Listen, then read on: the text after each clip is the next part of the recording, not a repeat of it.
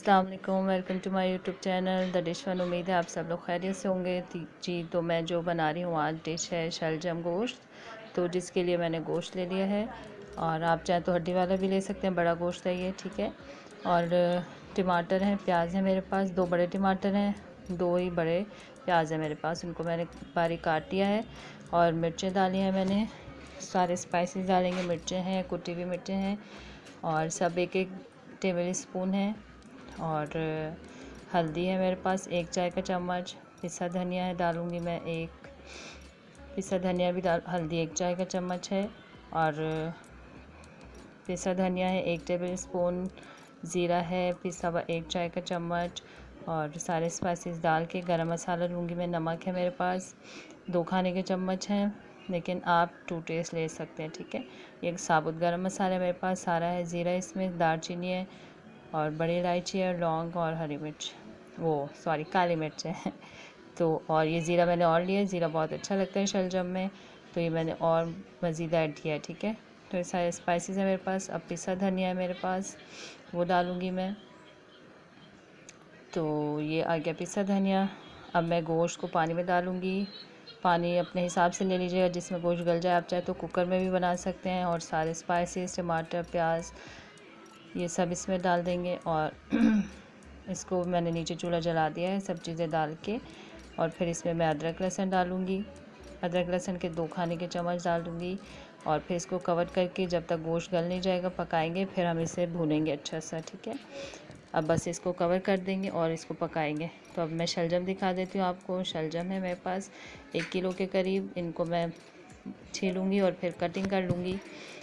तो और फिर इन्हें हम बॉयल करने रख देंगे। ये मैंने पानी लिया है थोड़ा सा, 2 गिलास समझ लें, और शलजम डाल के उसमें इसको इस तरह से कटिंग कर लिया है। अब मैं इनको गलने के लिए रख दूँगी। बिल्कुल इनको सॉफ्ट कर लेंगे हमें, क्योंकि इन्हें मैश करना है। तो ये इधर गोश्त हमारा पक रहा है, और जब तक गोश्त पक रहा है तो आप जाकर सब्सक्राइब कर दीजिए, बेल आइकन प्रेस कर दीजिए, ताकि मेरी हर वीडियो की नोटिफिकेशन आपको मिलती रहे। तो ये पानी थोड़ा खुश्क हो जाएगा और गोश्त गल जाएगा, तो फिर हम इसको भूनेंगे, ठीक है। ये शलजम हमारे हो गए हैं, बिल्कुल सॉफ्ट हो गए हैं। तो अब इनको चम्मच से हमें इस तरह दबा के, ये देखें नरम हो गए बिल्कुल। तो ये थोड़े और हो जाएंगे, जब तक इसको बस इस तरह से प्रेस करेंगे और थोड़ा थोड़ा चम्मच चला के इसको थोड़े थोड़े से साबुत रखेंगे और थोड़े मिक्स कर लेंगे, हम मैश कर लेंगे। आप चाहे तो हैंड ब्लेंडर से भी इसको मिक्स कर सकते हैं, और थोड़े उससे भी मोटे ही रखिएगा, थोड़े मोटे और थोड़े पिसे हुए, ठीक है, साबुत साबुत जैसे होते हैं। अब ये पानी हमारा खुश्क हो गया गोश्त में। अब इसमें ऑयल डालेंगे और इसको भूनेंगे अच्छा सा। ऑयल में ले रही हूँ 2 मतलब ये जो सालन के चम्मच हैं, ये मैंने 2 भर के लिए हैं, ठीक है। तो सर्दियों में शलजम, गोश्त और चावल बहुत अच्छे लगते हैं। मैं इसके साथ ज़ीरे वाले राइस बना रही हूँ, और आपको बहुत अच्छे लगेंगे, ज़रूर ट्राई करना है आपने, ठीक है।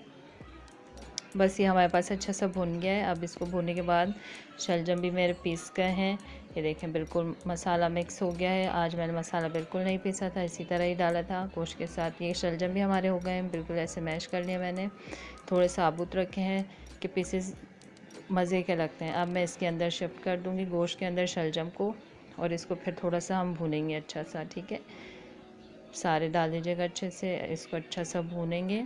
और इसमें मैं हरी प्याज डालूँगी, वो इसका सीक्रेट इंग्रेडिएंट्स है, ज़रूर डालिएगा, बहुत अच्छा लगता है। हरा प्याज का जो ग्रीन वाला पार्ट है वो शलजम गोश्त के साथ बहुत मज़े का लगता है। तो आपने ज़रूर डालना है, मेरे कहने पे डालिएगा और ट्राई कीजिएगा, तो इंशाल्लाह आपको पसंद आएगा।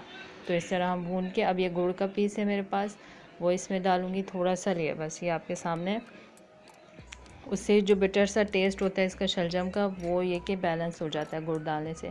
आप चाहे तो चीनी भी डाल सकते हैं, लेकिन गुड़ बेस्ट ऑप्शन है, ठीक है। तो ये मैंने अब डिश आउट कर दिया है। राइस देख सकते हैं आप, ज़ीरे वाले बनाए, इसमें भी हरी प्याज बची थी तो मैंने चावलों में डाल दी थी। तो ज़ीरा चावल के साथ बहुत अच्छे लगते हैं, आप ज़रूर ट्राई कीजिएगा, उम्मीद है आपको पसंद आएंगे।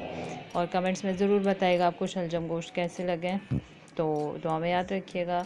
टेक केयर एंड अल्लाह हाफ़िज़।